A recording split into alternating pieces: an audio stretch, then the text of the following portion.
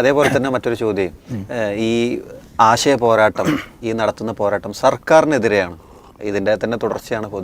പൊതുവിദ്യാലയങ്ങൾക്കെതിരാണെന്ന് പറയുന്ന പോലെ തന്നെ സർക്കാരിനെതിരാണ് ഈ ആശയ പോരാട്ടങ്ങൾ എന്ന വാദത്തോട് യോജിക്കുന്നുണ്ടോ? ഒരിക്കലും അങ്ങനെ. എൻ്റെ ഒരു അഭിപ്രായത്തിലും ഇത് ഇപ്പോൾ LDF സർക്കാരിനുള്ള ഭരിക്കണത്, UDF സർക്കാർ വന്നാലും ഈ ഒരു കൾച്ചറിനെ പെട്ടെന്ന് മാറ്റാൻ കഴിയുമെന്ന് എനിക്ക് തോന്നുന്നില്ല. അപ്പോൾ അത് ഏതെങ്കിലും ഒരു സർക്കാരിൻ്റെ മാത്രം പ്രശ്നമല്ല, അത് പല അളവിൽ എന്ത് ചെയ്തിട്ടുണ്ട്, ഇങ്ങനത്തെ ഒരു സംസ്കാരത്തിലേക്ക് പോകാൻ നമ്മുടെ നാട്ടിലെ ഒരു വിഭാഗം ആളുകൾ തയ്യാറായിട്ടുണ്ട്. അവർ പല രീതിയിൽ സ്വാധീനങ്ങൾ ചെലുത്തി അതെന്ത് ചെയ്യുന്നുണ്ട്, കൊണ്ടുവരുന്നുണ്ട് എന്നുള്ളതാണ്.